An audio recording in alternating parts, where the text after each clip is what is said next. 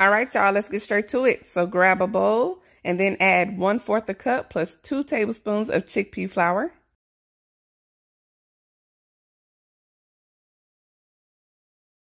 One tablespoon of nutritional yeast. This is going to help cover up the bitterness of the chickpea flour and give it a slight cheesy flavor.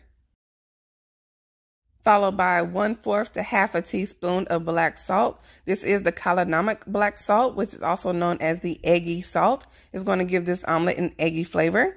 And no, the color is not black. Then we're going to add a sprinkle of turmeric powder. This is just going to give the omelet its color. I also like to add a little smoked paprika to give it a slight smoky flavor, as if there was some sausage or something in it. And a little bit of Montreal chicken seasoning.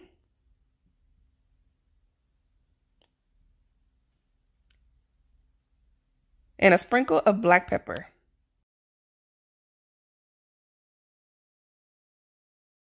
And now we're going to add the water. So I like to start with 1/3 cup of water and just mix it well. I usually pour about half of it, mix it until I can't really mix it anymore, and then pour the rest of the water. You can add more if needed. I usually do need to add more water. It's very important that you mix chickpea flour all the way. So mix it until it is smooth and until you get the right consistency, not too thick, not too thin. It is the type of flour that needs to settle. So we're going to mix it very well, get the lumps out, get it smooth. Just like this. This is the perfect texture right here. And I'm going to let it sit for about 10 to 15 minutes before I use it. So I like to add sauteed veggies to my omelet. So I just put a little bit of olive oil in a pan on medium heat. I'm going to throw in some chopped onion, a little bit of mushroom. The mushrooms I'm using were frozen from the past. So I just ran it under some hot water to defrost it and just threw them in the pan. And then I'm going to add a sprinkle of pink salt to help get the saute going. So the 10 minutes are up, the omelet batter has settled, and the sauteed veggies are done. So now I'm going to add the veggies to the batter. This is my preference, but you do not have to add them to the batter if you don't want to. So I'm going to throw in those sauteed onions and mushrooms, followed by some baby spinach and kale that I defrosted. It was frozen, but I ran it under some hot water to defrost really quickly. And then I'm going to throw in some fresh tomato. I am going to save some fresh tomato and onion for later as a topping. So go ahead and gently fold that in.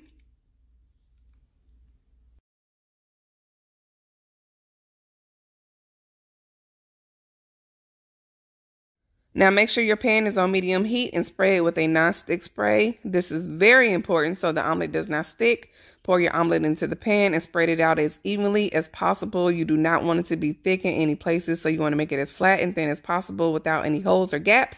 It's very important that chickpea flour is cooked all the way. It is not a flour that can be eaten undercooked. So quick disclaimer, if you are a person that prefers undercooked eggs, this is probably not the omelet for you. This omelet must and will be well done, so I like to cover it with the top on the first round to help ensure it cooks on the inside. So now at this point, it has been cooking for a few minutes, and you just want to check to make sure it's ready to flip. And once it's brown on one side, you know it's ready to flip. So I'm going to go ahead and flip it. And this time I'm not going to cover it. And I'm just going to flatten it out a little bit and let it cook for a few more minutes until it is done. And just check it, make sure it's not wet on the inside or anything like that. So it's been about 5 more minutes and the omelet is now done. So one secret tip I like to do is pop the omelet in the microwave for 2 minutes, 1 minute per side. This gives it a spongy texture similar to eggs. I don't know what it is about it. I guess because of the different type of heat of the microwave, but it helps sponge it up a bit. So I pop it in for a minute, flip it over, pop it in the microwave, put it in for another minute, and then we're going to be ready to build it.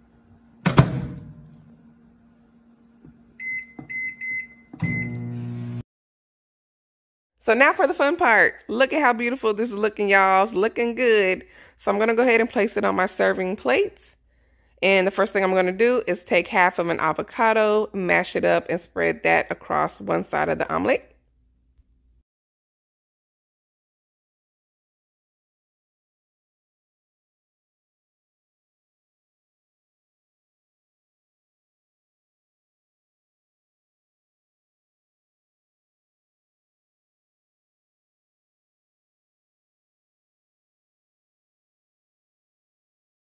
So I'm going to grab that tomato that I saved from earlier. I'm going to place some of it on the inside, but I'm also going to save some of it for the very top.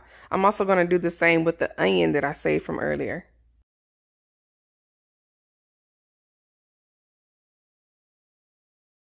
So now that I'm done filling the omelet, I am going to close it. I'm just going to press it down a bit, scoot it on over into the middle of the plate. Voila. There we have it, my filled up omelet. But now I still need to dress the top. So now I'm going to grab the rest of that avocado, place this on top.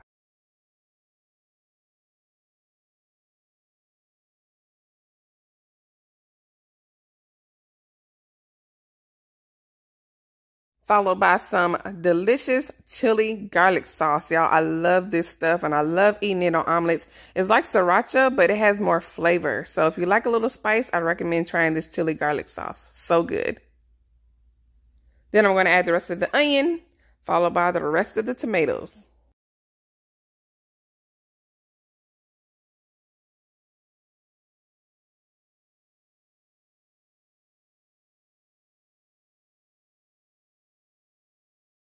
And voila, there we have it, a delicious, filling, low-calorie, gluten-free, all-natural vegan omelet.